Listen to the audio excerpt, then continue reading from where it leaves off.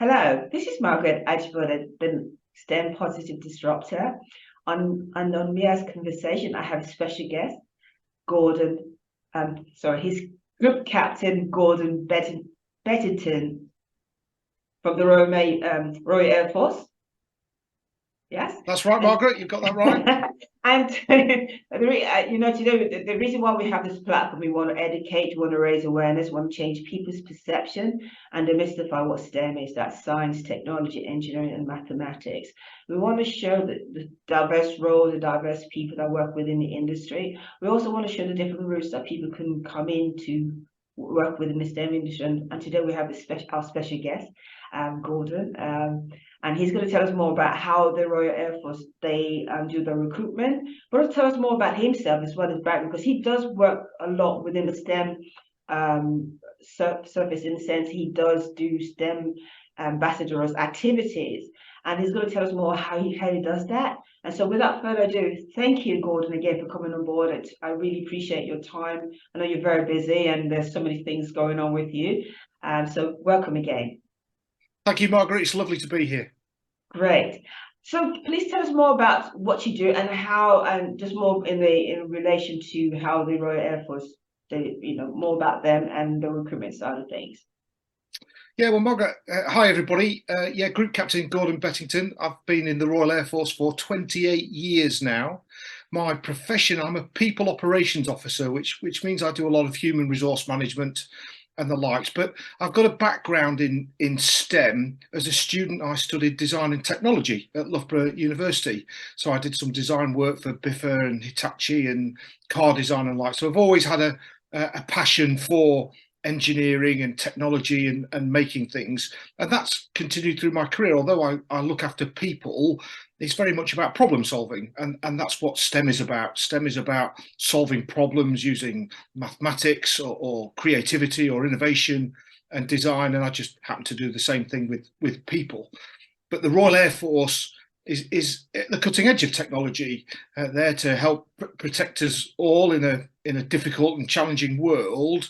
The vast majority of our people in the Air Force, and there's around about 30,000 of us, by far almost half of them are all engineering technicians of some sort.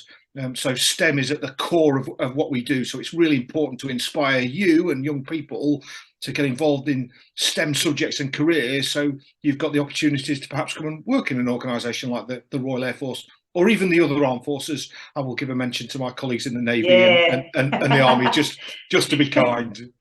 Indeed. Well, thank you very much. So can you explain how would you sort of tell young people if they were thinking about, I mean, sometimes we as young, well, not we now, but young people in general, when we first start off, we're not always clear on the direction we want to go on to. And sometimes we don't have role models around us that maybe are in a profession that maybe we haven't really considered. So what would be the steps to take to, if one wants to go into Royal Air Force and looking at STEM roles within that? What's the sort of roles that how would you advise one to do that process? Well, a great question, Margaret. I think the most important thing for us all is to be curious, want to find out what's happening and what's out there. I, as you mentioned, I do lots of STEM ambassador work in schools. I'm in a school tomorrow building rockets with some primary school pupils in year 5. So it's having an interest in science, technology, engineering, maths. It's really important. Every role we do has some element of that, be it working out the algorithms to figure out how Deliveroo delivers your tea, to working on materials and aircraft and technology and programming. So we all do STEM. Even in my current role, where I look after people's pay and allowances and pensions, there's quite a lot of maths involved. I do a lot of data analytics on spreadsheets and sort of understanding the problems. So I think first, get curious and get excited about the STEM subjects. They're exciting. Think about, if you're taking GCSE options, that you keep sciences on your agenda, you think about maths, and you think about technology and innovation and creativity. That will give you choice. There's a huge shortage of STEM qualified people, and there's a massive array of different roles and jobs that people can go into, all of them exciting. So if you've got a science background and you're interested in STEM, you give yourself fantastic choice. Employers will bite your hand off if you're creative and qualified. If you want to think about the armed forces, then yeah, there's lots of great information out there, and you can start that journey young. Many might join the Air Cadets, for example, as an organisation that gives people an insight into what the military does, similar to the Scouts or the Girl Guides, etc., etc. So some will do it that way. Many might join the combined cadet force in their local schools. You get the chance to fly, you get the chance to see some of the technology we use every day. And I think, Margaret, you mentioned role models. Find people who do the things that you're interested in and get them to tell you their story. Most people are really excited to talk about what they do as a job, and they'll give you the good and the bad. So it's important that you go in with open eyes, that you understand everything about it. You know, work can be at times a bit dry and mundane and a little bit stressful, but most of the time it's exciting and you're making a difference, and you're wanting to change what you can in your part of the world. And then you work hard at school. And remember, hard work will always trump talent. There's no such thing as some people are good at maths and some people are good at languages. It's all about hard work and practice. And if you work hard enough and you practice enough, we can all be good at anything, fundamentally, with enough practice. And then you might think about, well, if I want to join the Air Force, you know, we've got dozens of different roles. I think 23 of our roles lead to an apprenticeship at probably level 3, maybe even up to level 7, which is sort of master's degree level for some of our professions. But you need, particularly for the engineering technician type roles, you need some qualifications. So working hard on your GCSEs, getting good GCSE results gives you self-choice and options. And again, most things, and I don't think we're different to many employers, you need a sort of grade 4 equivalent of a C in sort of maths, English and science as a starter. Not every role, some roles don't require any qualifications, but we have like a little aptitude test that people might have to pass to join, and that helps us direct people into roles that might be best suited to them. So good work at school, lots of other things at school as well. Don't just concentrate on academics, join clubs, be members of a team, take on positions of responsibility. So, you know, most of us will interview you to come into our organisation. We want you to have a great story to tell. So tell us that you've been a babysitter, or tell us that you've been captain of your rugby or netball team, or tell us that you've involved yourself in some volunteering work, for example. All those sorts of things will give you the best chance of getting the opportunity that you seek. Thank you so much. I really appreciate that. You know, what you're really doing is actually enthuse them to say, look, we want you, but again, it requires you to be hardworking. It's also requiring you to be in a setting which allows you to grow and have role models and have, you know, but it's first you. It's about you thinking about what is it you want to do? Where would I fit in? But I think because we're talking about this platform is about STEM, about science, technology, engineering, mathematics, we want them to see the different ways to achieve that. So, you know, you just going back slightly, you spoke about one of the results to get a taster is through cadets. You can come in as a cadet.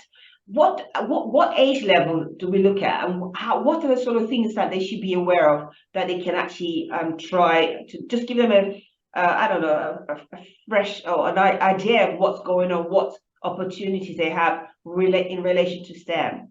Yeah, so I help out with a local air cadet squadron in Battersea when I'm down in work. So cadets can join around about age 12. There's 1,000 or so squadrons around the United Kingdom, so there will be one close by to most people. And if you go on the Air Cadets website, you can normally find the contact details of the local squadron. Some run a sort of like a recruitment program, so they like people to join together, maybe 2 or 3 times a year, which is a great way of doing it, because you join with people in the same position, make friends that you can go through the organisation with. Some will allow people just to join ad hoc when they express an interest.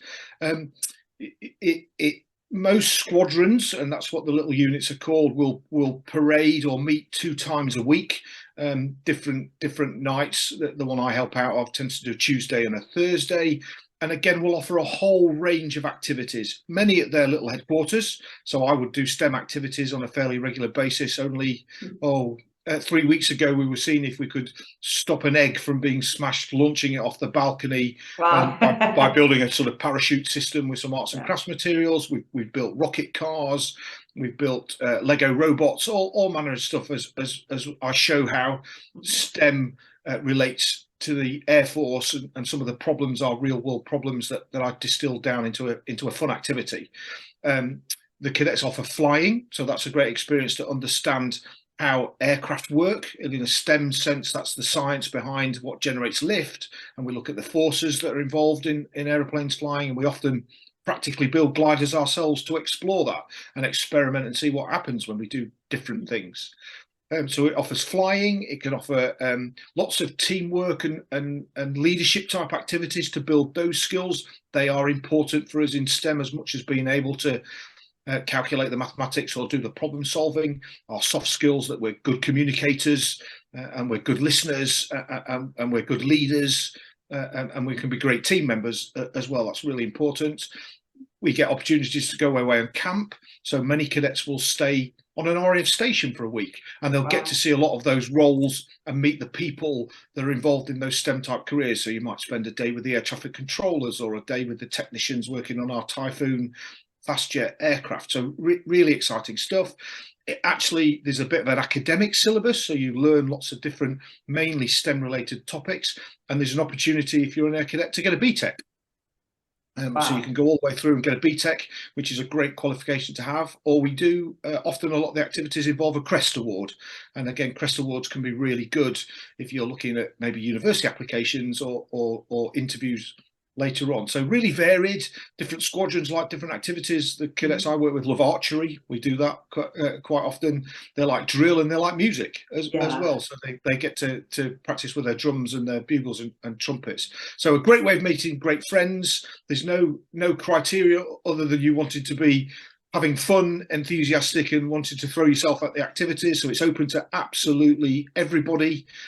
And again, it's not there to recruit. It's great if you want to join the armed forces. Having been a cadet, that's how I joined. I got sponsored through my A levels and through university, and that came about because I had a great experience in the air cadets.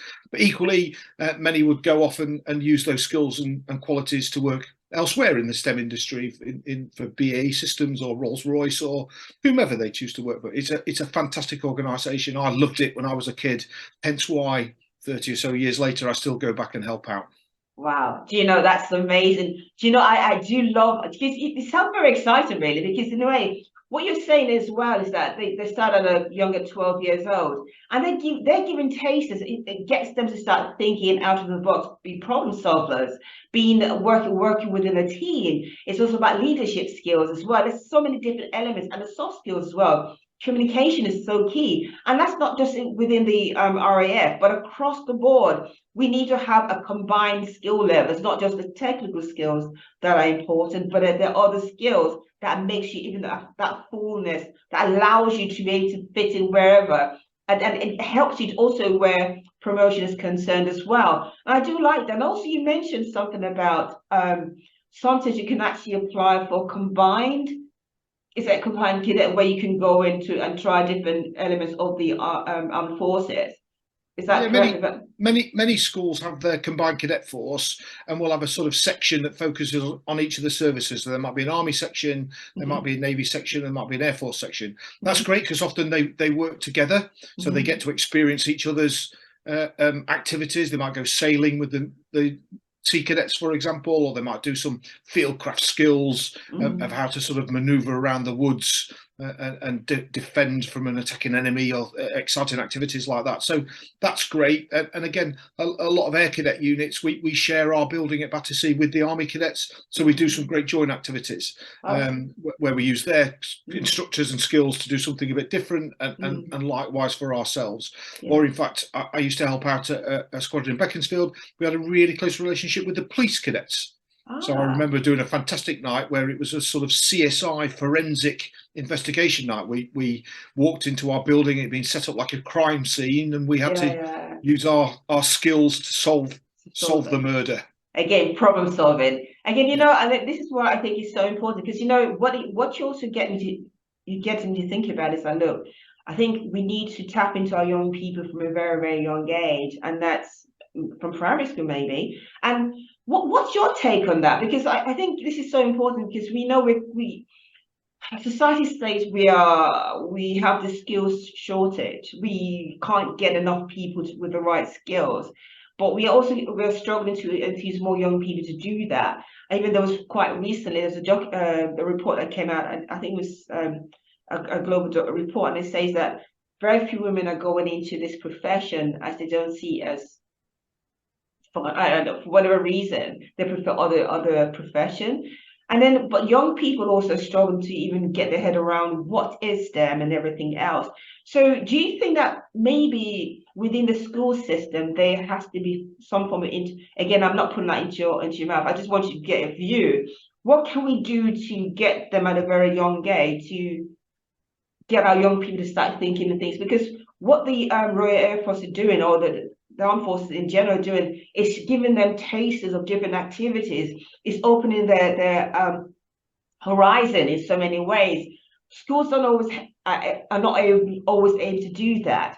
So do you think that's something that maybe we need to really step back a bit and get the education system to think about how can we infuse our young people from a young age so that by the time they get into secondary school, we're not just thinking about it. Oh, what do I have to do now? What do I really want to do with this subject or not? Do I enjoy it or not? But if you have that taste from an early age, would that make a difference? I think you're right, Margaret. I think the earlier we get people excited about the broad spectrum of STEM, the better. And again, there's been some research to say that that journey almost starts at nursery or sort of age. All And right. again, I know I've got, he's not so little, but a little boy now. His nursery, when he was sort of only a year, 2 years old, they were already doing STEM activities and building curiosity and doing exciting things out in the garden at the back and counting bugs and experimenting. So I think the earlier we show that these topics are really exciting and they're fun and can lead to really great careers and a chance to make a real difference in the world, obviously the better. Yes, schools have got huge pressure. They've got to deliver against their targets and make sure that everybody's got the right qualifications to give them the opportunity to go forward. And STEM's a great vehicle to bring a lot of that together and take it from a sort of theoretical academic world into, well, how does this actually work in the real world? So why am I learning this particular way of solving a problem in maths? And that's not just to pass an exam, that's to figure out how I'm going to decide who gets their delivery order first, or you know, why a percentage is important, because I do lots of work on percentages and pay rises and evidence to support pay awards and things. I need those fundamental skills. And again, you're right. I was at the Big Bang at the NEC Exhibition Centre a couple of weeks ago, a huge big STEM fair. Lots of schools come, you know, tens of thousands of young people. And I talked to lots of boys and girls. And when I said to the girls, you know, what subjects do you enjoy? There was a lot who liked art and drama, but equally as many who like science. And actually, it's all the skills. It's you know, give yourself broad choice. If you like creativity and drama and art, that's fantastic, because we need to communicate with drawings when we're doing engineering. So if you're an artist, that means you can be an engineer. If you're good at drama, it means that you've got really good communication and presentation skills. Well, again, when we have an idea of how we're going to solve our problem as an engineer or working in STEM, we've got to be able to communicate that. We've got to be able to tell people what our idea is. Drama is a fantastic subject to help do that. And again, often as we get a little bit older and more experienced, more often like myself, I lead a team. So actually I'm not the expert. I've got really great people I work with who are much cleverer than I am. But again, I've got to be able to communicate with them. I've got to be able to listen and understand. And things like art and drama and those skills are important. As important as you know, the science, the maths, and the likes. So you know, we don't need to pigeonhole people. You know, I think we have to tell young people it doesn't matter what subjects you enjoy or what you're good at. All of those can lead to something in STEM, and I think that's the important thing to crack. Not that we pigeonhole people and you like science and you like drama, so you're going to go and be a journalist, but you're going to go and be a engineer. No, we give ourselves choice, we give ourselves opportunity. All of us can get involved in STEM in any way, shape or form we want. And do you know, I so agree with what you said. That, you know, we need more likes of your people for you, Gordon, because what you're saying is so true. And sometimes people, because we're not thinking out of the box, we only see this. And we think, unless you have this, because unless you have this interest in this, then you can fit in. But what you're saying is that, hold on, if you love drama, and that means you've got good communication skills. You know, if you like art, you have to be creative. You know, you have to be able to design things. I mean, again, there's so many opportunities. It's about aligning those interests with what is real, what are the practical needs within the industry. And I think it's also about getting the industry to think out of the box, that it's not only you that have these skill set that can fit in, but we can actually, because when you think about, when you have your qualifications, you still have to be trained to do a job, isn't it? You're not saying, of course you have to have an understanding, but there's still, in most companies, they will train you in the role they want you to, or what you're interested in, or which they feel you can fit in as well. So it's not that we should not discount those people that may not have those relevant skills. That's what you're saying as well. But you can find a way, and you can then build on the skill set as well, or go for further education as well. You're right, Margaret. We've all got a superpower. Yeah. It just sometimes takes us a little bit longer to find it than others. And again, they're not mutually exclusive. You can be good at art and good at science. Yeah. You can be creative and be a great engineer. And it's not to say that people who are good at science aren't really creative. One of the beauties about an organisation like the Royal Air Force is, you're right, we will train everybody and give them the skills and the background that we want. We can take somebody with just their basic GCSEs, 15, 16 months after they've joined, they're on their way to a level 3 apprenticeship as an avionics technician or an airframes technician, and we'll give them the leadership and communication skills to make them really good at that. And then they can use those skills to make a real difference, you know, work on the aircraft that are delivering humanitarian aid or rescuing people from Kabul or whatever that might be. So people can see that they can make a real difference with those skills. And earn good money and have fun and meet great people and see the world and have great experiences all at the same time. What's not to like?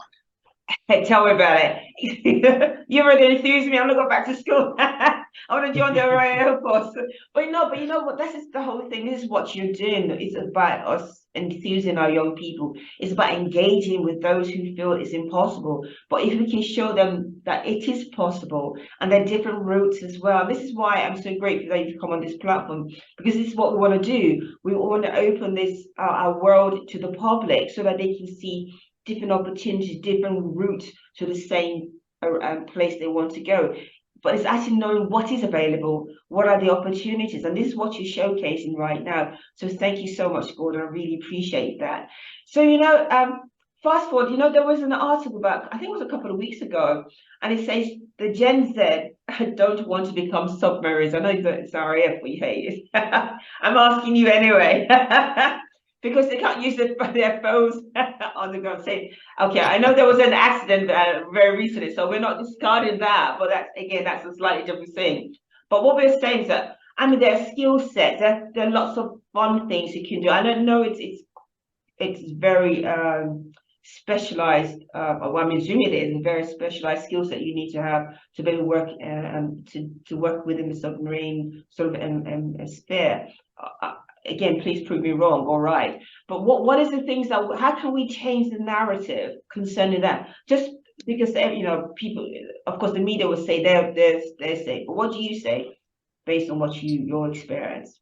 So I think we've just done some work in helping us understand what the next generation of people, you know, want from a fulfilling career, and then how do we make sure that we have an offer that meets those expectations. And I think in the military, you know, if you're working on a submarine, for example, or you're working on one of our aircraft, one of the attractions is that that's cutting edge technology. It's technology and capabilities that you couldn't access anywhere else in the world. You know, our aircraft are very different to those that the airline industry might use. So the technology is much more exciting and much more cutting edge. One of the other challenges is we might do that engineering in an environment that, again, is different. So you're having to use your skills on board a submarine, which is fulfilling an extremely important role in maintaining us safe with the continuous at sea deterrent. So that's in its an additional challenge. We might deploy our people all over the world to maintain and operate our aircraft, not just the same hangar every day. If you go to Norwich Airport to do your job, and some people find that travel and that excitement and that difference really exciting. Yeah, of course, we're very conscious that people want to be in communication all the time. When I remember being able to afford my first mobile phone when I graduated from my officer training at Cranwell, and it could just about send a text message. And if I got a signal, I could That's have a long time ago. Whereas now, I expect the ability to live stream my Netflix, Disney Plus, or whatever, wherever I'm in the world. I was in the Falklands only a few weeks ago, 8,000 miles away. I was WhatsApp calling home, so I was chatting back home on WhatsApp on a live video feed, which was perfect, and then I streamed whatever I was watching on Netflix that evening, 8,000 miles away in the Falklands. I was there 20 years ago, and you were lucky if you could send an email once a day for your 30-minute slot on your computer. So we understand that, and again, young people who are joining the armed forces, they want to do good in the world. They want to be understanding that we want to do things sustainably.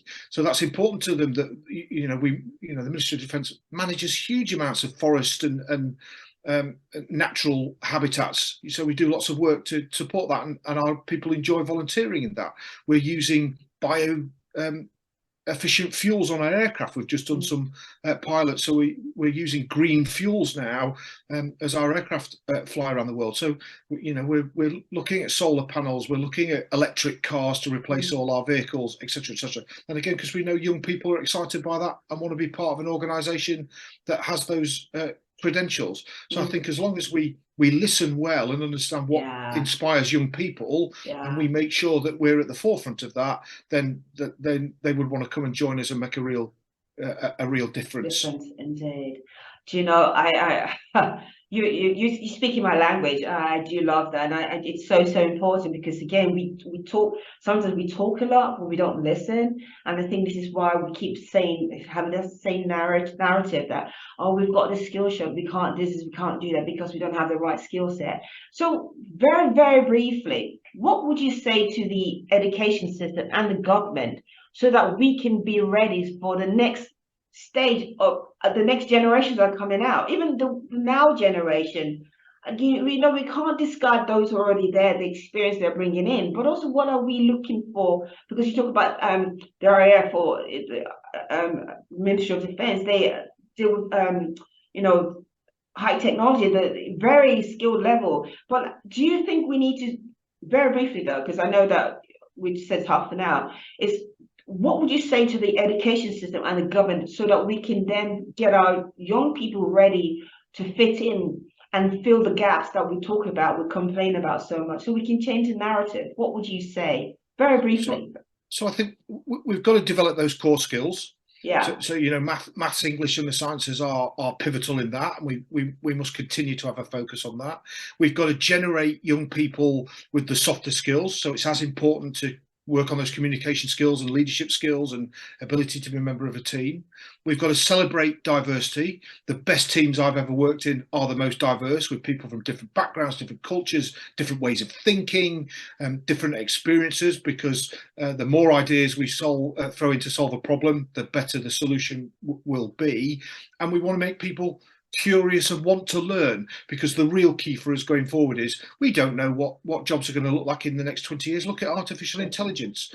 I think 60% of people in primary school now will probably go to a job that we've not even invented yet. So being able to upskill and change skill and reskill, I think, is going to be really, really important for our young people. And an organisation like the Air Force that will deliver all that training, give people that lifelong learning experience, I think that's the best thing we can do.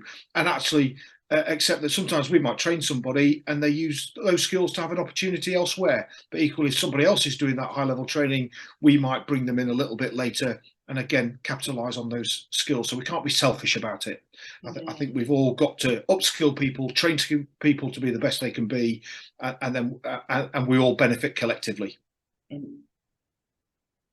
So nicely said. I couldn't even say it much better. You know, and this is so important. So again, I'm going to go back to that same question. Just one, I don't know, a sentence. You know, because the RF, they're very specialist. This is what they do. There's so many different elements there, but get it, and you know, you gave great ideas of things that we can do where young people are concerned. What would you I know you, because this is what you do, and I love it because I met you for quite a few times, but I want the government and the education system to listen to you very briefly. How can we integrate that same knowledge, that same opportunity within the traditional school system? Because the RF is very specialist. There are definitely very special needs there that you need to adapt that person to fit into that environment. But they're going to be that general public that don't have the opportunity. Very briefly, what would you say to them? So I think we do have lots of good conversations as we develop going forward, as we're a government department almost like many others. I think it's giving people opportunity. That's if we can provide insight and opportunity, then the world is our oyster, and that's the best thing that our education system can do. Give our young people belief in themselves, confidence in themselves, and then the opportunity to find their superpower, I suppose. Okay. All right. Thank you very much. I really appreciate that. I thank you so much again for coming to my platform. I can talk to you a lot. I can just listen to it because you really enthuse me. So I know that anybody who listens to you will really they'll be enthused as well, because the energy is there, and you're not just talking. You've had that practical experience, and you're translating that, the things that you're seeing, how you can take it to the next level. And that's so important. So again, Gordon, thank you so much for coming on board. I guess I'll be seeing you next year somewhere. But I'm sure, Margaret, it's been an absolute pleasure. I'm sure we could chat all afternoon. And to your listeners, I wish you every success. Find something you enjoy and pursue it with passion, and you'll make a difference. Thank you. Well, as you're making a difference today, indeed, those who listen will definitely make that difference as well, because you're an amazing speaker. It's not just about you knowing what to say, but you're saying it from the depth because you understand the needs, and that's coming through. So thank you so much. Appreciate that.